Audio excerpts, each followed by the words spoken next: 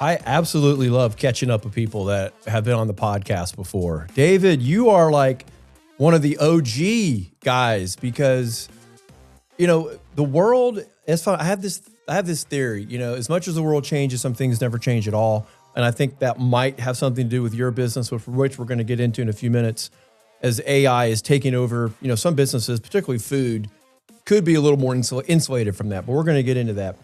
But you're one of the OG guys because we didn't have to do video back in the day. We could just sit around and have a good old, audio podcast. No one cared. Now look at you throwing on the beautiful little tweed jacket there.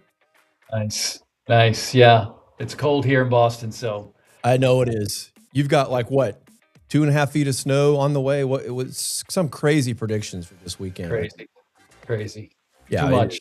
It's a little bit too much. So when we're done with this episode, folks, you're gonna have access to our original conversation. It'll be on the blog. You'll be able to find that with David and all that we talked about before. But David, for people who maybe didn't hear the first episode, just give us the 30,000 foot view of just what's your business model, because I think you are in some ways food. Some people think food is as simple, but it's the simplest, most complicated business on the planet.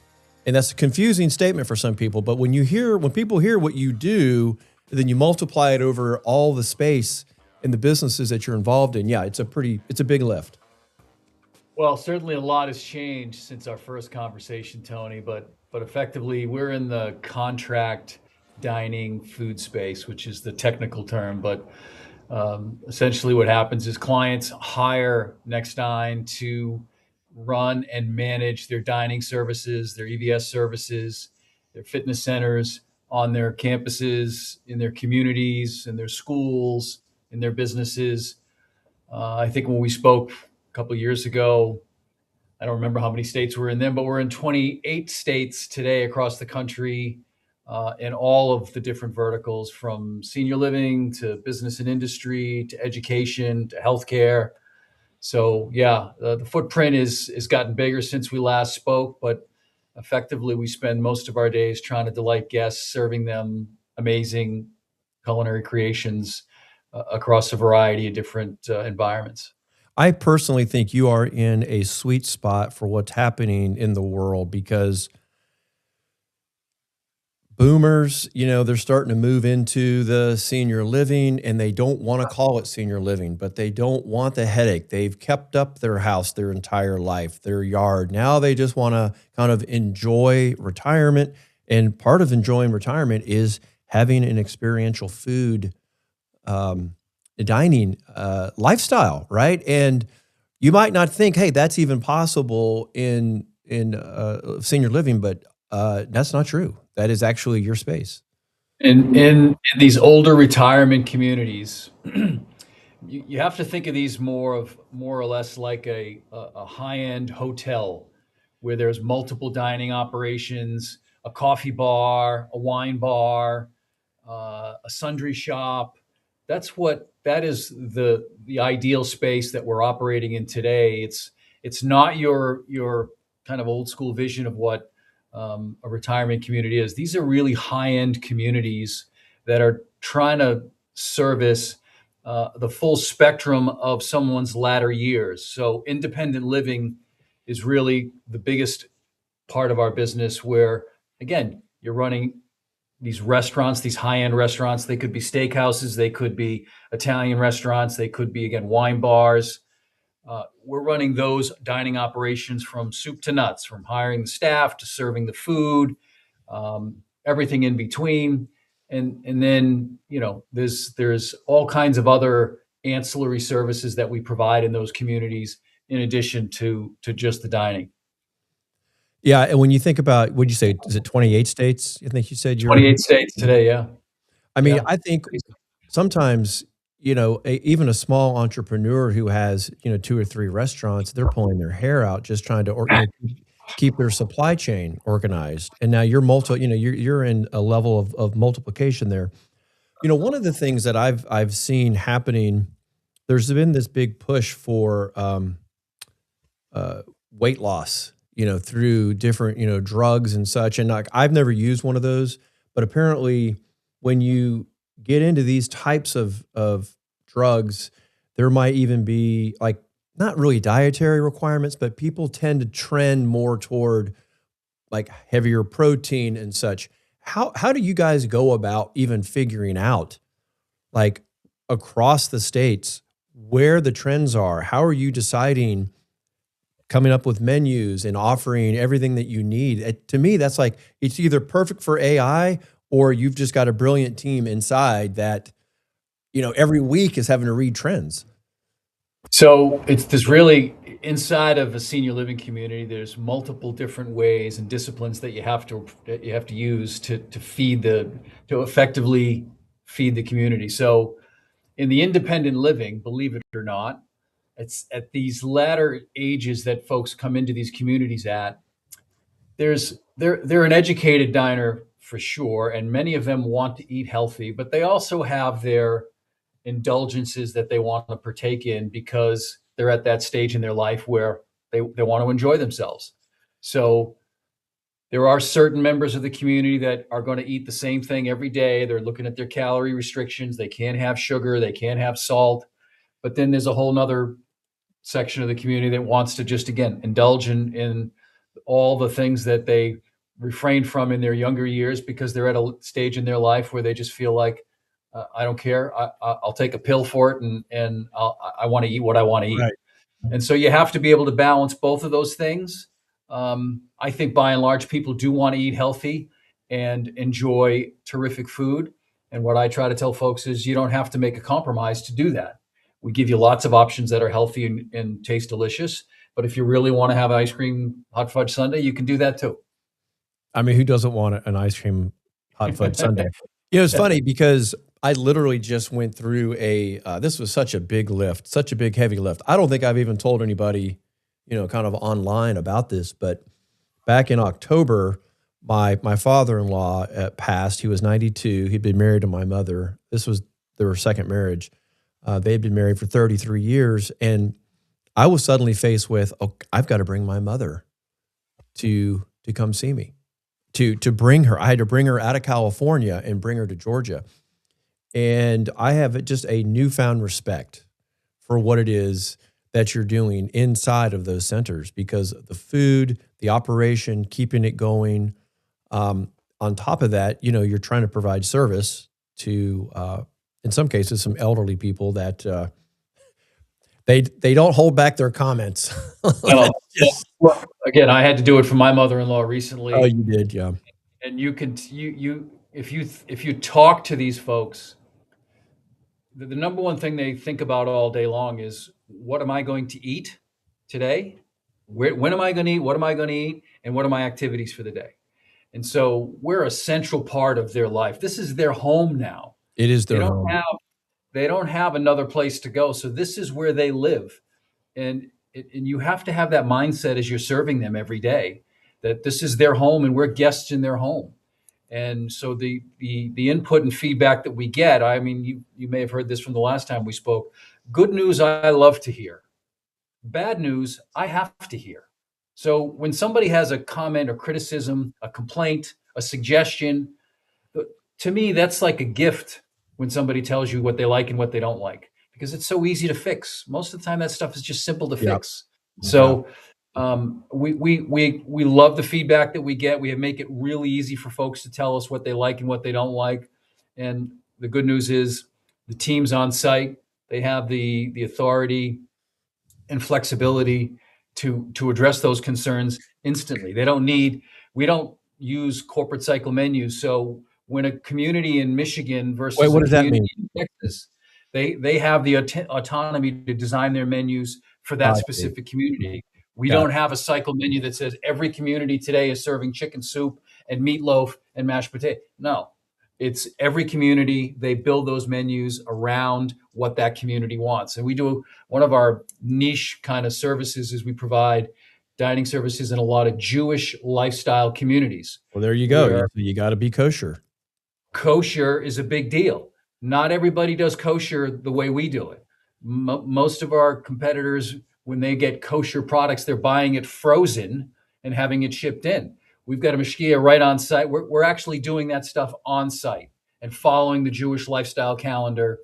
And I think we do it better than anybody. And that's been a real good part of our business, frankly. Yeah, and again, depending on where you're located, that could make a lot of sense. Are you still involved in I know at one point, I think we talked about this, the, local sourcing strategies. Do you still have to kind of take that approach, because every center can kinda do its own menu? Do you try to keep it local, or do you still have to kind of 100. tap into some of the Yeah. commercial So, you still have a general broadliner that delivers broad the line, of lion's course, yeah. share of your product, but produce, dairy, bakery, you're trying to buy as much of that stuff as local as possible. And depending on what part of the country it's in and what their growing season is, you could buy that stuff year round in the in the warm weather parts of the state, but you can't buy it year round in Michigan or Pennsylvania or here in Massachusetts. It's just there's limited growing season. So we try to buy local as often as we possibly can because people recognize that stuff. We actually grow some of our products too using Babylon farms and some other micro farms.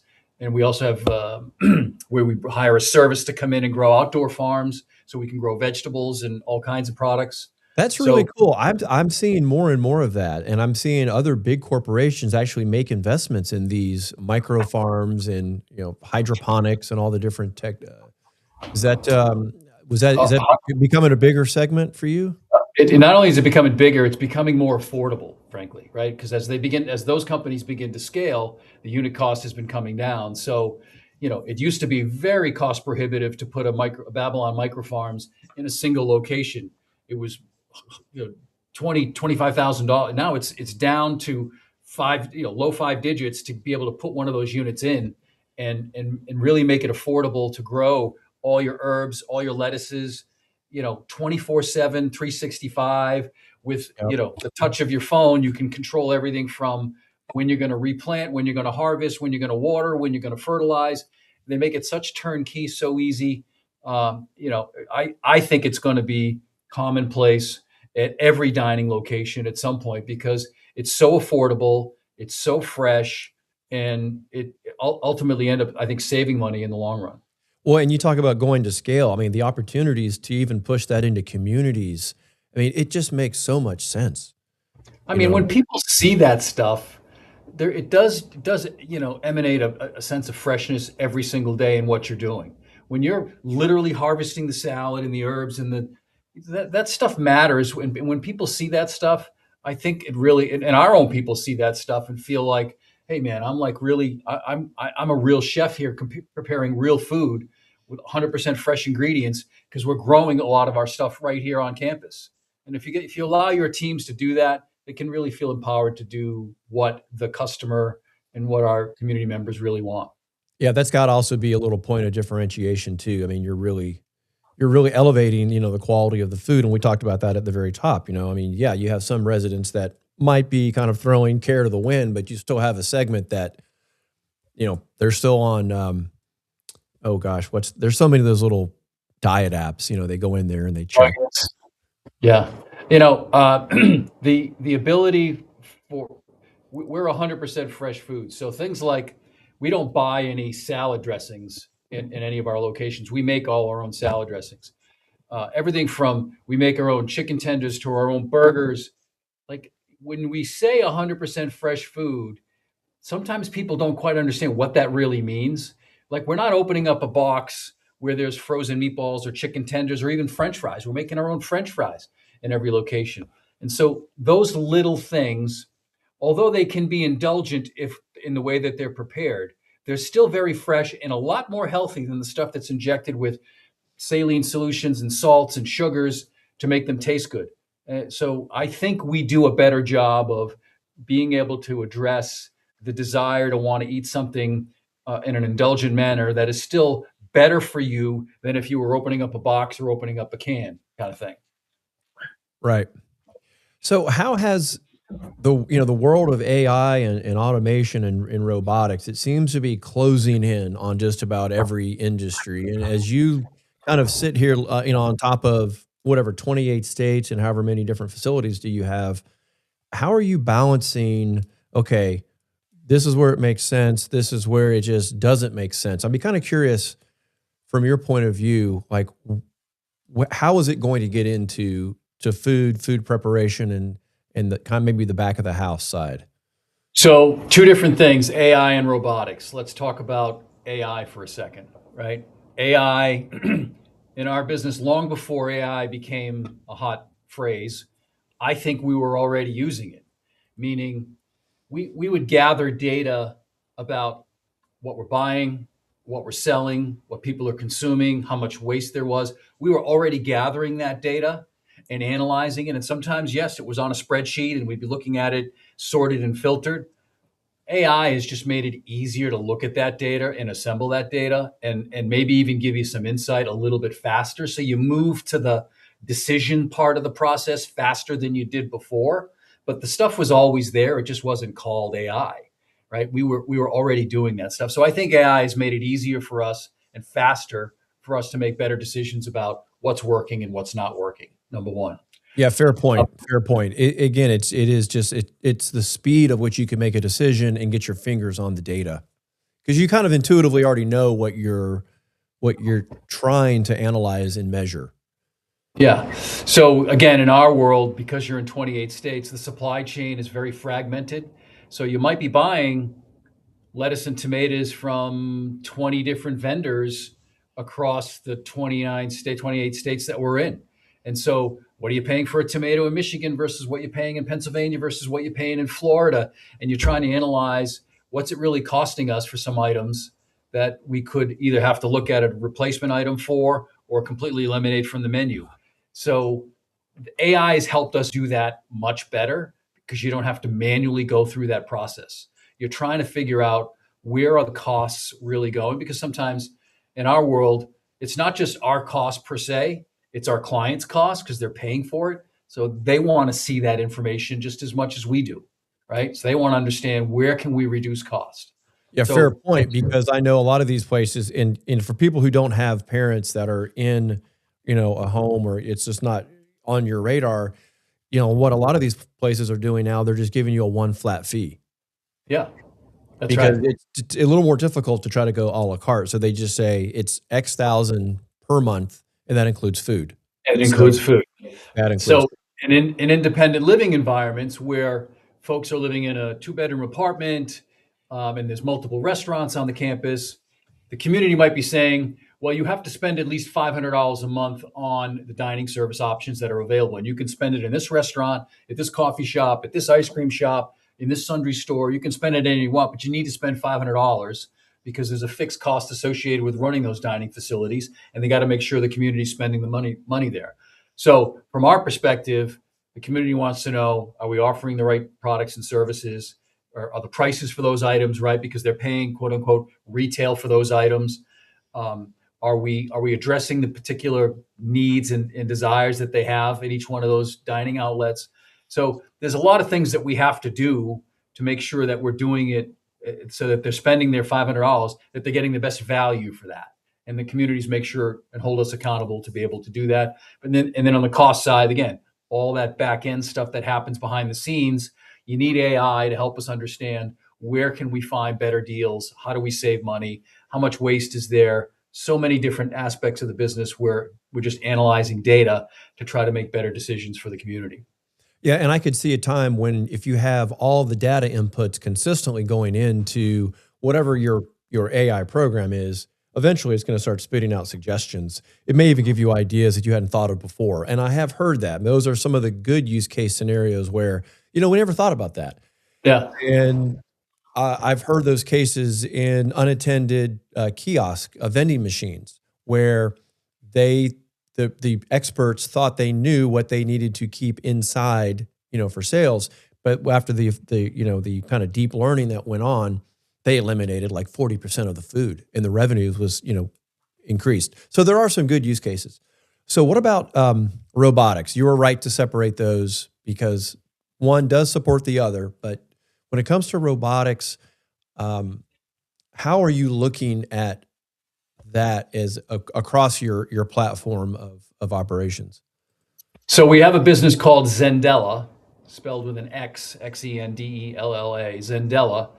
that is a sister company of NEXDINE, where Zendela is really running the EVS, the environmental services in many of these communities and healthcare operations. So things like cleaning common areas, cleaning rooms, changing sheets, washing linen and laundry, so many different types of services.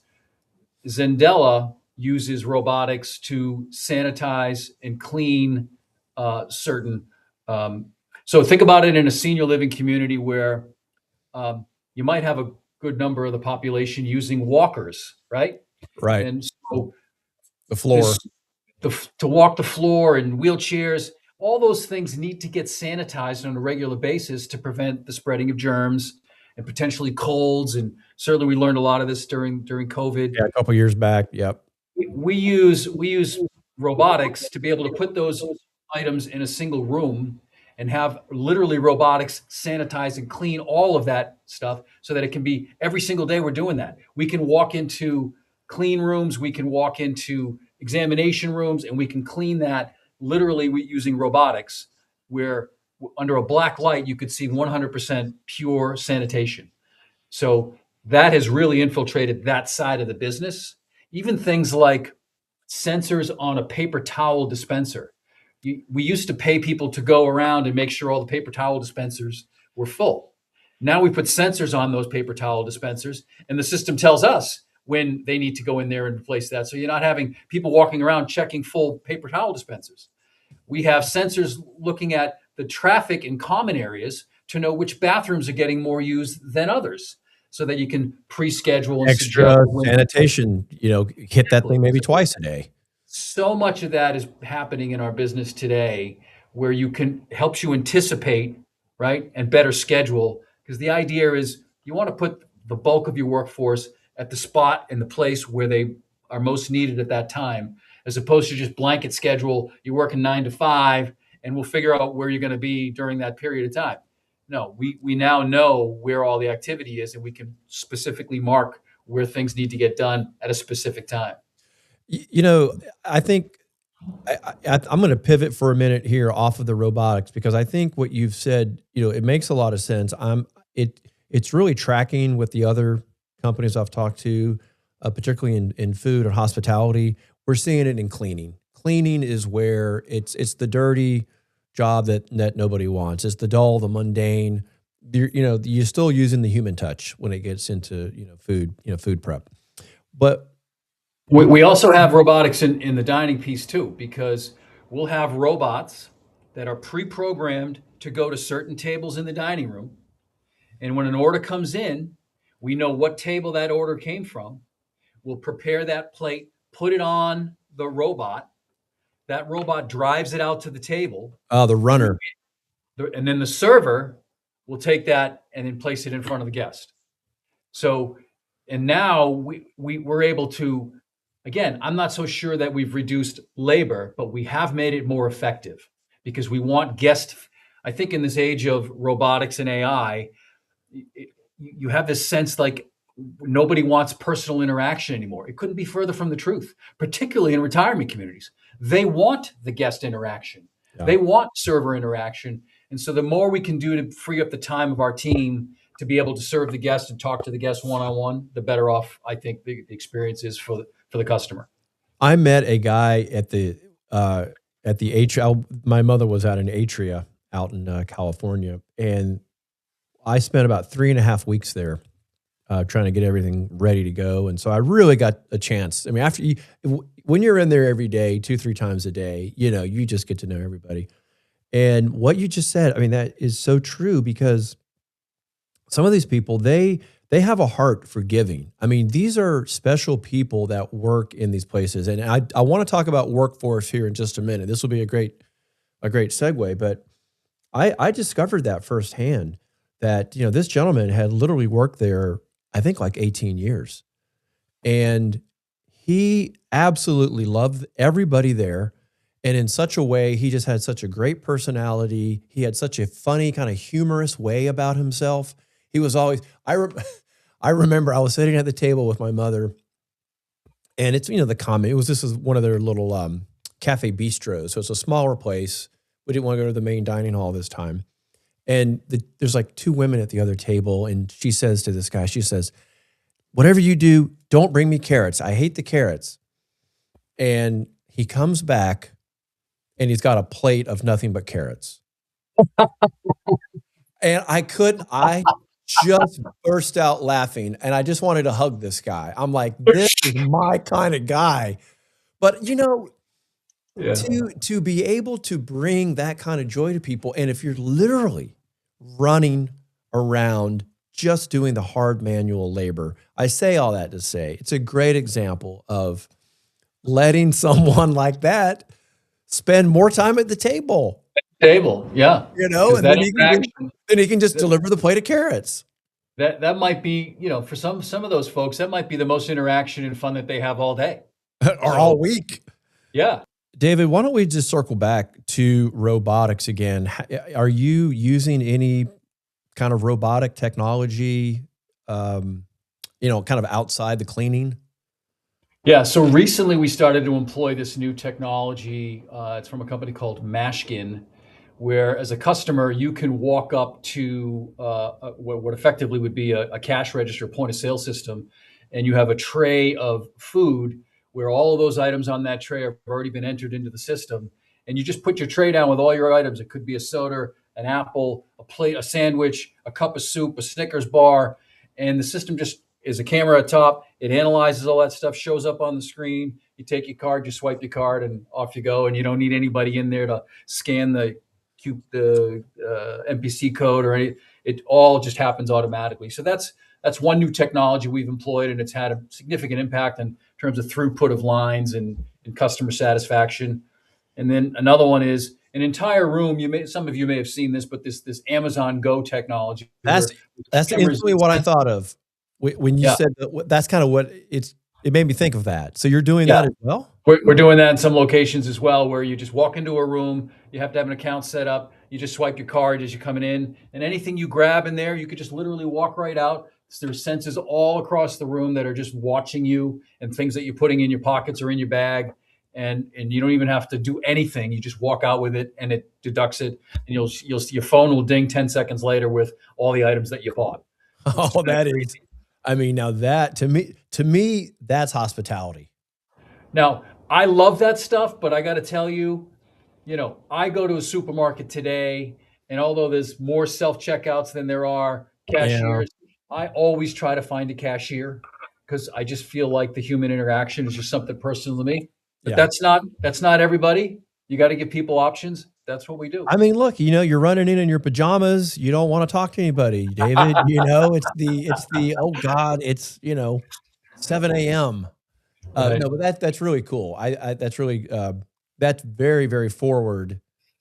And so it hasn't been that expensive then, I guess, to kind of implement that inside. Well, I think about what that stuff used to cost even a couple of years ago and where it is today. It's every year it's becoming so much more affordable. I mean, I can see in a couple of years where 50% of our operations that have retail checkout components are either going to be Mashkin or that Amazon Go technology. Wow. So this is you have again so many different aspects, tough jobs. One is staffing. One is managing your workforce and trying to attract your Gen Z, your millennials, to get them to come into this kind of service lifestyle. What's working? Yeah, so a couple of things. People think hospitality is a hard business, but the truth is everybody, whether they're in hospitality or banking or technology, everybody's trying to be in the hospitality business. And which is to say, how do you better give a customer everything that they want and a great experience? So I do think that today's generation is actually geared more towards the mission-driven workplace than maybe some of the older generation, where it was more about dollars and advancement and career. Fair point. I think this generation is more mission-driven, And I use this example of, to give a free plug to Will Guidara, who wrote Unreasonable Hospitality.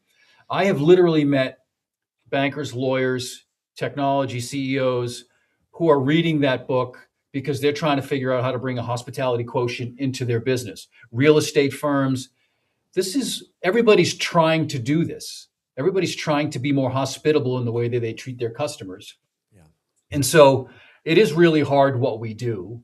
And I think the way we do it better than most is that you do provide a great culture, work environment, and a career path that you can show people with the right attitude and the right approach that they can have a career in this industry that they didn't think that they could have, because historically it's been a stepping stone for somebody Correct. for another career, right? But in our world, Correct. we think about how do we make sure that whoever comes into this organization can literally become a general manager, a vice president, a regional vice president, a director. Those are the things that you're trying to build an organization so that you've got a constant supply. There's two things that limit the growth of this organization. One is capital, and two is people. And capital, where we fight every day to find dollars and cents to make things happen. And two, every day you're trying to find people every day to be able to move up the organization as the company continues to grow, putting people in positions where you're not asking somebody brand new off the street how to run a multi-million-dollar piece of business that doesn't know anything about our company. You always have to have a stable and a bullpen of people that can move up in the organization, so that every new opening, every new state that you go in, it's not blind. You've got people in there that know the culture and the history of the company and how we do things. So you have to do that by providing a lighted path and build a great culture. And again, those are the two things that I think are more important. Our group is led by people and culture, Jenna Aruda, that's all she thinks about all day is people and culture. How do we nurture the folks that are in this organization to feel like this is the best place to work, and we are mission driven. Every community has a different mission than the next community. So it's not what is NEXDINE's mission that we're trying to do. We try to understand what's that community's mission, what's that school's mission, what is that workplace that we feed people at, what's their mission, and let our folks believe that, right? So that we're delivering on what they want, not necessarily self-fulfilling what we want, if that makes sense. And that's actually I hadn't actually thought of that, but that's actually an excellent point, because you're basically insourced. Yeah. And so in a lot of our communities, and whether they're in schools, colleges, healthcare, senior living, you won't even see NEXDINE on a chef jacket. You won't even see our name anywhere in the community. And that's fine with us. This is really about, let's build the brand around what the community wants, what the school wants, what the business wants, and we'll brand it and market it so it looks like it's an extension of their team, not some outsourced vendor. And it might seem like a really subtle thing, but it really does change the mindset as our folks are going to work every single day with the brand and the badge that represents the community that they're in, not necessarily NEXDINE or Zendella.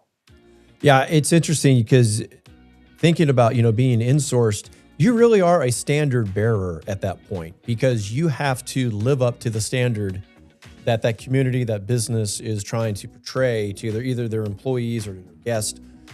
So yeah, you're kind of, it's like you're almost building two cultures. You really are. It's kind of a layered culture approach. Like you have this overarching culture of NEXDINE, but within that is that nuanced, aspect of every community is different. Well, I think I think your use of AI makes total sense, and I think particularly on the robotic side, to stick on cleaning and disinfection seems to be the trend I'm hearing right now, is how companies that are not manufacturing are implementing and using robotics, and it's not so much on the cooking side. It's just not there. It's not really needed. David, I guess I gotta say, we shouldn't wait 2.5 years between these, because the next time we speak, we'll probably, data centers will be in space. You're probably right. Yes. And everyone's going to have, full self-driving cars. So we want to, shoot for a shorter time frame. Put a pin down on the calendar today. And again, I think as you look at what's going to happen over the next few years with AI and robotics, I'd be interested in coming back to talk about what used to be and the promise of AI and what it's going to be in the years to come. Exactly. Is it just so overbought, overhyped? There's a lot of talk in the investment communities, like you might want to be pulling back. You might not want to be, rolling all your chips into AMD and NVIDIA. But anyway, that's a conversation for another time. David, great to see you again, my friend. Great to see you. Appreciate it, Tony. Thank you so much. Good luck this weekend with the 20 inches of snow. We'll say a prayer for the Northeast. Storms should not be so destructive. It's okay to get a little snow. That's excessive. So we'll check in, see how you're doing. Go Patriots. Don't forget my Patriots too. Yeah, listen, if things go to both of our likings, we'll be seeing each other. We'll be seeing each other in 2 weeks. In 2 weeks, you're right. The rematch. The rematch. That's right. Can't wait.